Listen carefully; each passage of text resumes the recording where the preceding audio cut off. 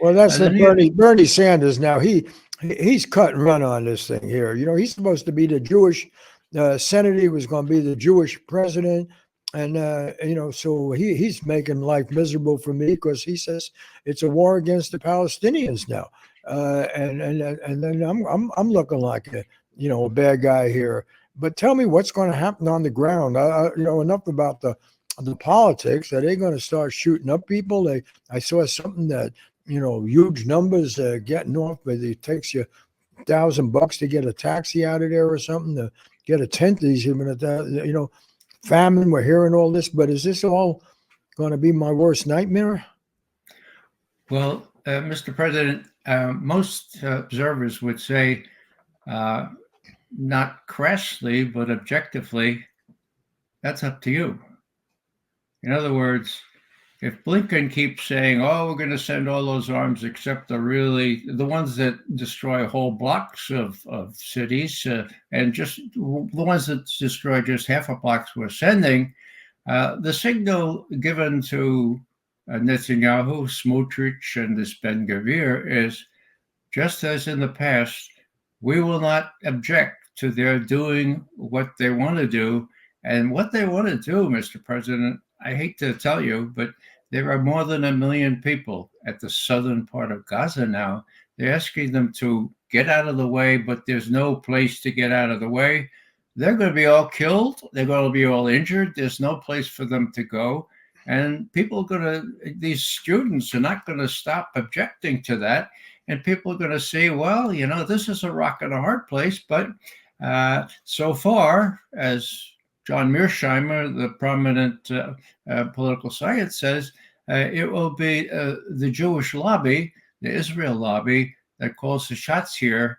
And so far, with U.S. support, continuing support, voiced most recently yesterday by Blinken, everyone will be able to see that when you weigh the merits of this situation and you look at your election, your decisions depend on that and not so much on what happens to these 1 million plus Gazans subject to, what you said, genocide. Well, that's a United Nations term that comes from the International Court of Justice, which said there's lots of evidence that's going on. There's a plausible genocide going on in Gaza, and that's 3 months ago. Ray, it's not that easy for me to make time in the schedule for these briefings, and I know you like briefed Ronald Reagan. He wouldn't get up most of the time, and you had to brief, other folks. But I talk to you because you've been around so long and you know so much of this. But people are starting to say you're a bit soft on all this, and and uh, and it's not just I want to do what's right for the country, and I want to do what's right for the people in Israel there, But the fact of the matter is, if you don't like what I'm doing, you're certainly not going to vote for Trump. I mean, Trump's attacking me all over the place, right? I have to think about politics because I don't want to turn the country over to Trump. And if I don't play ball with Netanyahu now, and I agree, he's got to survive politically. We all know about that. People trying to survive politically, but what's my options here? What do I do? Now, cut off arms? You say it's my choice? That's suicide, right? Well, Mr. President, comes a time when principle often overshadows politics. In my view, this is such a time. 1 million plus people being eliminated, being blown apart, that's a lot on anyone's conscience. And winning an election, of course, is also very important, especially given your opponent.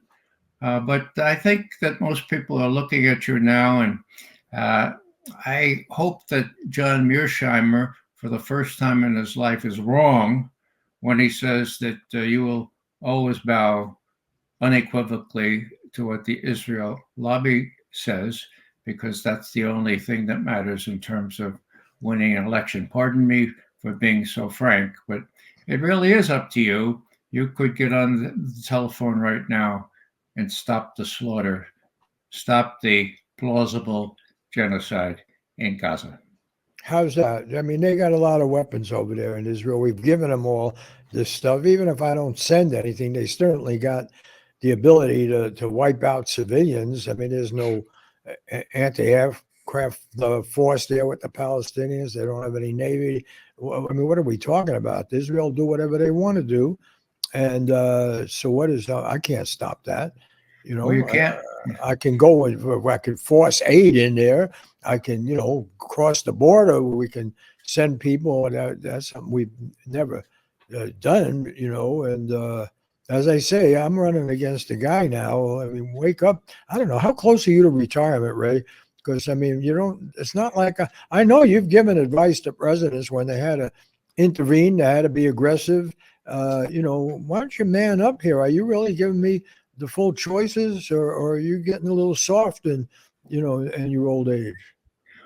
Well, Mr. President, when I did brief President Reagan, 241 Marines were blown up in Lebanon. He had a big choice to make. Does he double down? What does he do? What many of us thought the sensible thing was, pull them out of there. Don't have them sitting ducks. Now, there are sitting ducks in Iraq, in Syria.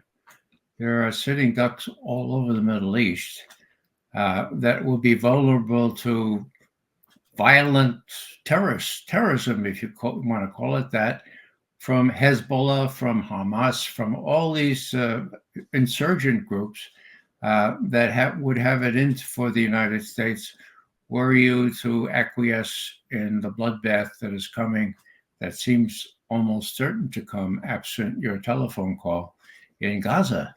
It's very serious, and Well, why are you U.S. bringing up forces. why are you bringing up Reagan? So what did he do?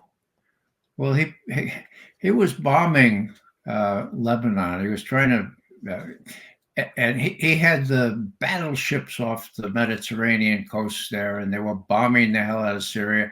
And the terrorists got through the Marine barracks and killed, if memory serves, 241 Marines. The flag was up, and Reagan had to figure out what to do. And what he did was not double down, but pull out.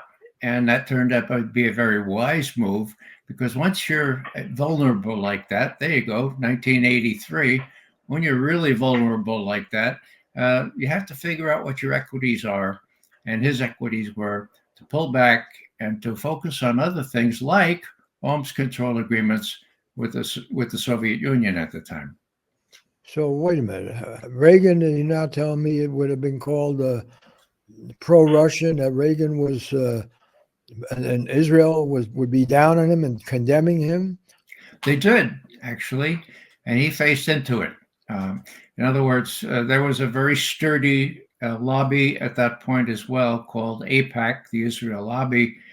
They decried what Reagan ended up doing, but he did it anyway, and it was the only sensible thing to do, many of us felt at the time. We didn't advocate what to do. What we said was, if you double down, X, Y, and Z is going to happen. And that's what we're really suggesting to you. If you look to day 2, yes, you're right. The Israelis can decimate, can pretty much get rid of all those Palestinians in Gaza. But on day 2, if there's no more arms, they are very vulnerable, as they have never been before since 1948.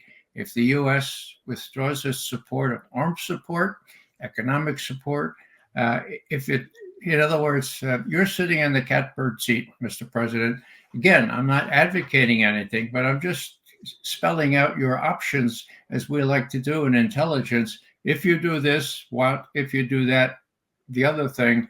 And if you make that telephone call, as night follows the day, this will be the end of it, because Israel cannot possibly survive without military support from the United States of America.